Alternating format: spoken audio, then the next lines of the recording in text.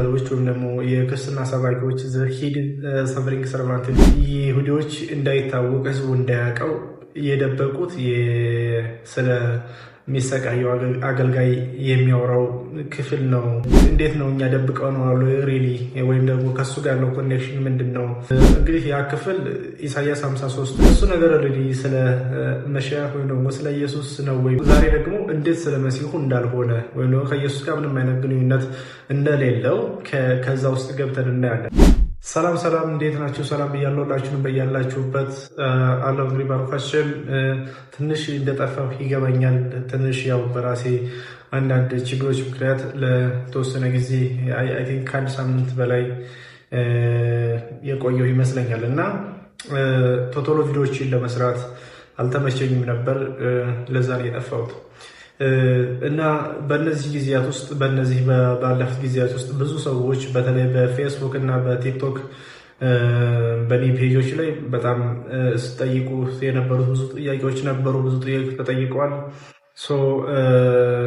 በቻልኩት አቅም በዛ ላይ ለመመለስ ጥረት አድርጌያለሁ፣ ሞክሬያለሁ እና በስፋት ከተጠየቁት ጥያቄዎች በጣም ብዙ ሰዎች ደጋግሞ ከጠየቁት አንዱን ጥያቄ እንግዲህ ያው ዛሬ ለእናንተ ልመልስላችሁ ወይ ደግሞ እሱን ነገር በሱ ዙሪያ አንዳንድ ነገር ልነግራችሁ ነው ዛሬ የመጣሁት። ምንድነው ያ ፓርት?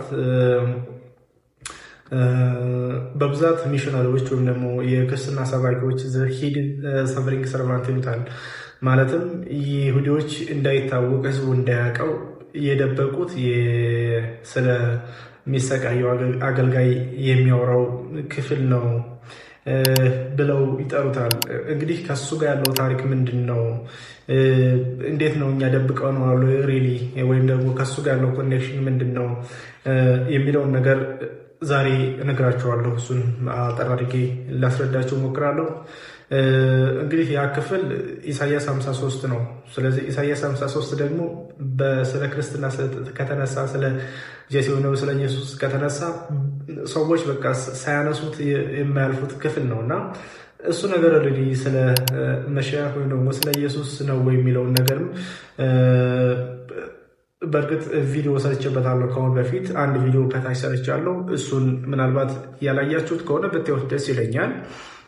ዛሬ ደግሞ እንዴት ስለ መሲሁ እንዳልሆነ ወይም ደግሞ ከኢየሱስ ጋር ምንም አይነት ግንኙነት እንደሌለው ከዛ ውስጥ ገብተን እናያለን እና እሱንም ነገር የማሳያችሁ ይሆናል።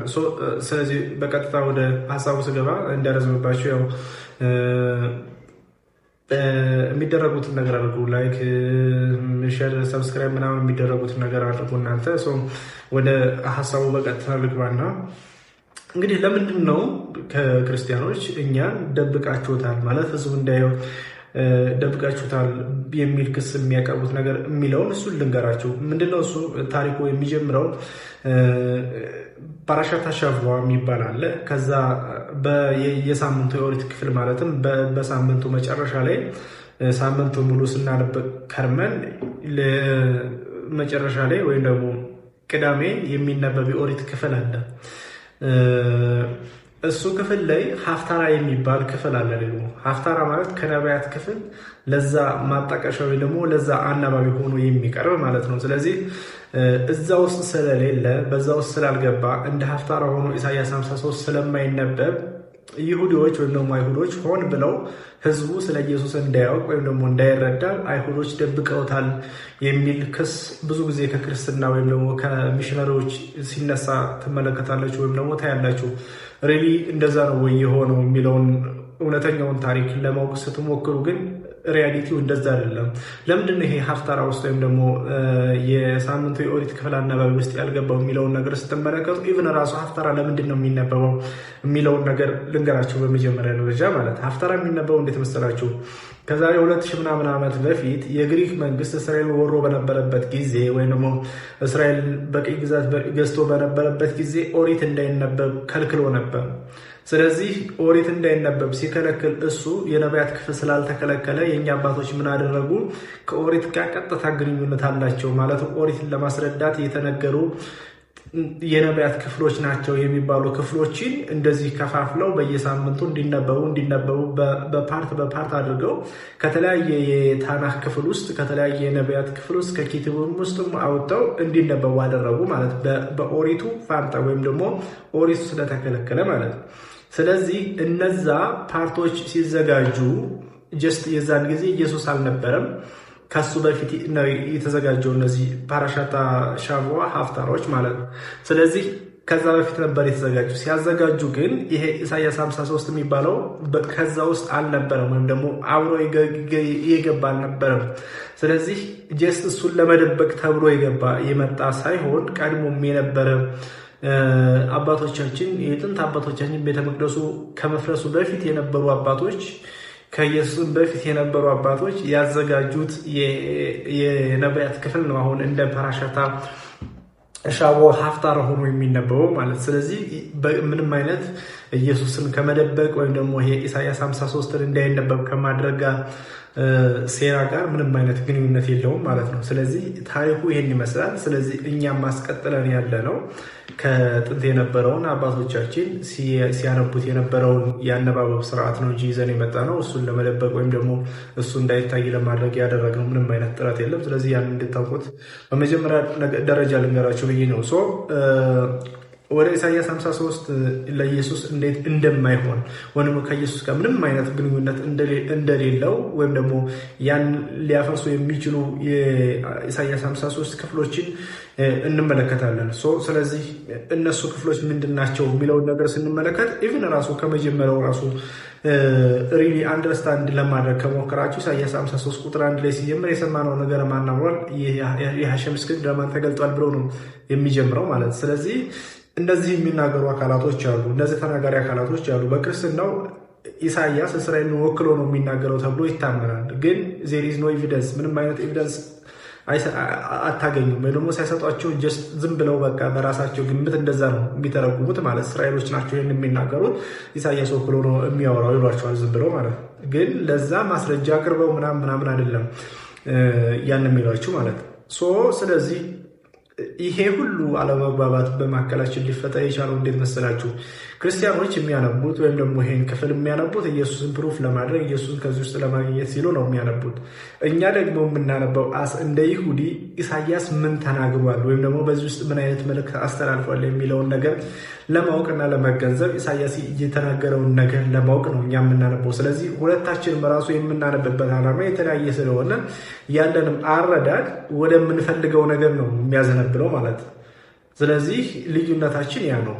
ጀስት እኔ የጳውሎስን ንግግር አፕሩፍ ለማድረግ ወይም ደግሞ ሰምቲንግ ሐዋርያ ንግግር አፕሩፍ ለማድረግ አይደለም የማነበው ማለት። ኢሳያስ ራሱ የተናገረው ነገር ምንድን ነው የሚለውን ነገር ከኢሳያስ መረዳት ስለምፈልግ ኢሳያስን ነው የማነበው ማለት። ስለዚህ ወደ እንትኑ ስንመጣ ቁጥር 2 ላይ ምን ይላል መሰላችሁ? በፊቱ እንደ ደረቅ ቡቃያ ከደረቅም መሬት እንደ ስር አድጓል። መልክና ውበት የለውም፣ ባየነውም ጊዜ እንወደው ዘንድ ደምግባት የለውም ይላል። እንግዲህ የኢየሱስን ታሪክ የምታውቁ ሰዎች እጅግ ውብ የነበረ ሰው እንግዲህ ካወራሉ ከእንትኑ ስታዩት በጣም የሚወደድ የነበረ ሰው፣ ደምግባት ያለው፣ ሰባ ሰገሎች ወርቅ ጫማ ይዘው መጥተው የሰገዱለት ምናምን አይነት ሰው ሆኖ ነው የምታገኙት። እዚህ ጋር ደግሞ በተቃራኒው የሚናገረው ጀስት ጉስቁልቁል ያለ የማይወደድ መልክ ያለው ጀስት በቃ የሆነ ከመልኩ ራሱ ማስከፉ የሆነ አይነት ነገር ነው የሚናገረው እና ይሄ ራሱ ኮምፕሌትሊ ከኢየሱስ ከምታውቁት ኢየሱስ ጋር ምንም አይነት ግንኙነት እንደሌለው ራሱ እዚህ ላይ እያስረዳቸዋል። ሌላ ደግሞ ላምጣላችሁ። ምን ያለ መሰላችሁ? ቁጥር 5 ላይ እርሱ ግን ስለ መተላለፋችን ቆሰለ፣ ስለ በደላችንም ደቀቀ፣ የደህንነትን ተግሳጽ በእርሱ ላይ ነበረ፣ በእርሱም ቁስል እኛ ተፈወስን ካሉ በኋላ እኛ ሁላችን እንደ በጎች ተቅበዘበዝን አሉ፣ ጠፋን፣ ከእኛም እያንዳንዱ ወደ ገዛ መንገዱ አዘነበለ፣ አዶናይም ወይም ደግሞ ሐሸሙ የሁላችንም በደል በእርሱ ላይ አኖረ ይላሉ እነዚህ አካላቶች፣ ተናጋሪ አካላቶች ማለት ነው። ኦኬ እሺ። ስለዚህ እንደምታውቁት እንግዲህ እስራኤል ወደ ገዛ መንገዱ ስላዘነበለ ወይ ደግሞ እንደነሱ አባባል ጀስት ስለተወ እሱን ስላልተቀበለ ጀስት አይድንም። ምክንያቱም የሚድነው እሱን የተቀበለ ወይም ደግሞ በሱ መንገድ የሄደ ከዛ በኋላ ያመነና የተጠመቀ ነው ይባላል በክርስትና። እነዚህ አካላቶች ደግሞ አይ በራሳችን መንገድ ነው ይሄድ ነው እያሉ ነው የሚናገሩት። ከዛ በኋላ ደግሞ ድነናል ብለው ይናገራሉ።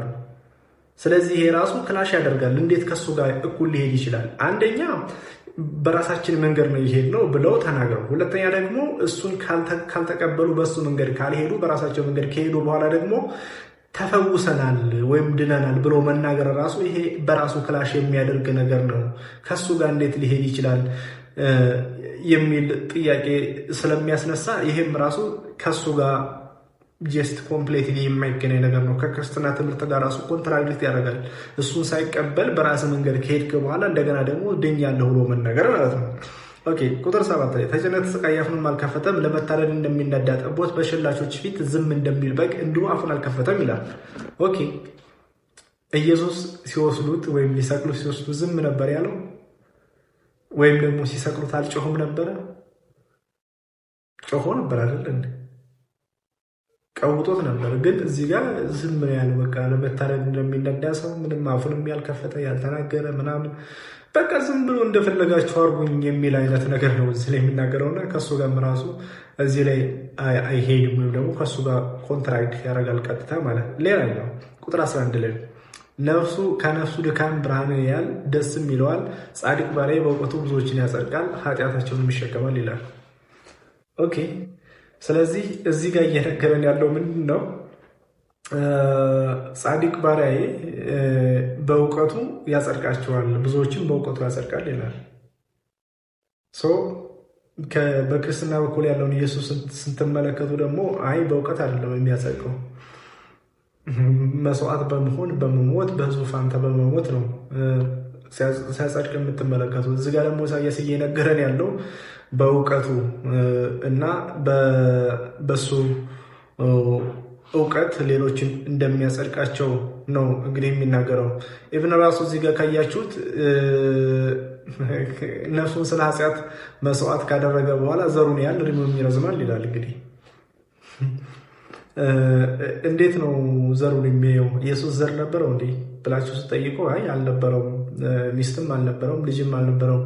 ስለዚህ እንዴት ዘር ሊያይ ይችላል? እንዴት ዘር ሊኖረው ይችላል የሚል ጥያቄ ስታነሱ እዚህ ጋር ራሱ ኮምፕሌትሊ ከኢየሱስ ጋር የሚጋጭ ሆኖ ታገኙታላችሁ። ስለዚህ እርሱ ብዙዎችን ይወርሳል፣ ከኃያላኑ ጋር ምርኮን ይካፈላል ይላል። ማናቸው ኃያላኖቹ? ከእሱ ምርኮ የሚካፈላቸው እንዴት ነው የሚሆነው? ራሱ ኢየሱስ ብዙዎቹን ኃያላኖች የወረሰው ማናቸው? ብዙዎች ኃያላኖች ከምን አይነት ምርኮ ነው የሚካፈለው ራሱ ብላችሁ ብትጠይቁ ከሱ ጋር የሚሄድ ነገር ሆኖ አታገኙትም። ስለዚህ ኢሳያስ 53 ኮምፕሌትሊ ስለ ኢየሱስ አያወራም፣ ወይም ስለ መሲሁ የሚናገር ነገር አይደለም፣ ወይም ደግሞ ስለ መሲሁ ራሱ አያወራም። እዚህ ጋር መሲህ የሚያሳያቸው ነገር ምንም የለም። ስለ መሲህ ሂንት የሚሰጥ ነገር እዚህ ውስጥ በፍጹም አታገኙም። ስለዚህ ኢሳያስ ስለ መሲሁ ባልተናገረበት ሁኔታ፣ ስለ መሲሁ ባላወራበት ሁኔታ ይሄ ፓርትን ለመሲሁ ነው ብሎ መተርጎም ራሱ ይሄ ትልቅ ስህተት ነው ጋይስ። እንዴት መሰላችሁ? እሱን ለመረዳት ሞክሩ፣ ነቢዩን ለመረዳት ሞክሩ። አውቃለሁ አዲስ ኪዳን ትቀበላላችሁ፣ አዲስ ኪዳን የሚባለው መጽሐፍ። ስለዚህ እሱን እንደ እውነተኛ መጽሐፍ ስትቀበሉ እነሱ ደግሞ ይህን ኮት እያደረጉ እንደሚነግሯችሁ አውቃለሁ። ነገር ግን እነሱን ለመቀበል ራሱ መጀመሪያ የነበረውን ትንቢት አንደርስታንድ ማድረግ ያስፈልጋል። ጳውሎስ ጋር ከመምጣታችሁ በፊት ወይም ማቴዎስ ሰምቲንግ ጋር ከመምጣታችሁ በፊት ኢሳያስን አንደርስታንድ ማድረግ አለባችሁ ጋይስ። የትም ቦታ ላይ የትም ቦታ ቢሆን መሲሁ እንደሚሞት ወይም እንደሚገደል ስለ መሲሁ የሚናገር ወይም ደግሞ የተናገረ ነቢይ ፈጽሞ የለም። መሲሁ ስለ ሰዎች ኃጢአትም ይሞታል ብሎ የተናገረ ነቢይ ፈጽሞ የለም። ይሄ ሁሉ ባልተባለበት ሁኔታ አዲስ ኢንተርፕሬቴሽን አዲስ ትርጉማ መጥቶ መናገርና የነቢያቶችን ቃል አጣሞ ለሚፈልጉት ዓላማ ማዋል ይሄ በጣም ትልቅ ሚስቴክ ነው፣ በጣም ስህተት ነው። እንደዛ የሚባል ነገር ስለሌለ ወይም ደግሞ ስላላስተማሩ ማለት ስለ መሲሁ በግልጽ የተናገሩ የመጽሐፍ ክፍሎች አሉ፣ የነቢያት ክፍሎች አሉ። እነሱን ማየት ትችላላችሁ። ግልጽ ነው። የመሲሁ የሚመጣበትን ዓላማ አስቀምጠዋል፣ በዝርዝር ተናግረዋል። እንደ ኢሳያስ ራሱ ተናግረዋል፣ ኤርምያስ ተናግረዋል፣ ብዙ ነቢያት ሕዝቅኤል ተናግረዋል። ገባችሁ? ብዙ ነቢያቶች ያን ነገር ተናግረዋል። ስለ መሲሁ በግልጽ አስረድተዋል። ትንትን አድርገው እያንዳንዱን ነገር የሚያደርጋቸውን ነገር አስረድተዋል። ነገር ግን ይሄ ኢሳያስ 53 ኮምፕሌትሊ ስለ መሲህም አይደለም፣ ስለ ኢየሱስም አይደለም። ከመሲሁ ጋር ምንም አይነት ግንኙነት የለውም። አይ ቲንክ ከኢሳያስ ምዕራፍ 41 ጀምሮ እስከ 53 ወይም ደግሞ እስከ 54 አካባቢ ድረስ ስለ ተመሳሳይ ነገር ነው ኢሳያስ የሚያወራው። ተመሳሳይ ኮንቴክስት ነው አውድ ያለው። ብዙ ጊዜ ኢሳያስ ሲናገር ካያችሁት ሪሊ እንደው በዕብራይስጡን መረዳት ብችሉ ጀስት በግጥም መልክ ነው ራሱ የሚናገረው ማለት ነው። ያንን ነገር የሚያስረዳው በግጥም መልክ ነው። ስለዚህ ይሄ በግጥም መልክ የተገጠመ የተነገረ ምሳሌያዊ የሆነ አጠቃቀሞችን የተጠቀመ ስለ ሌላ ወይም ደግሞ አይ ቲንክ እኔ አንደርስታንድ በማድረገው ልክ ስለ እስራኤል የሚናገር የኢሳያስ ክፍል ነው። ከ41 ጀምሮ ተመሳሳይ አውድ ነው ያለው። ፕሊስ ራሱን ኢሳያስን ራሱን ተረዱት። መጀመሪያ እሱን ተረዱት፣ ከዛ በኋላ ወደሚቀጥለው ትሄዳላችሁ። ስለ መሲህ ራሱ ምንም ስለማይወራ። ስለዚህ የዛሬውን ሀሳብ እዚህ ላይ ጨርሳለሁ። በሌላ ጊዜ በሌላ ቪዲዮ እስከምንገናኝ መልካም ጊዜ። አመሰግናለሁ።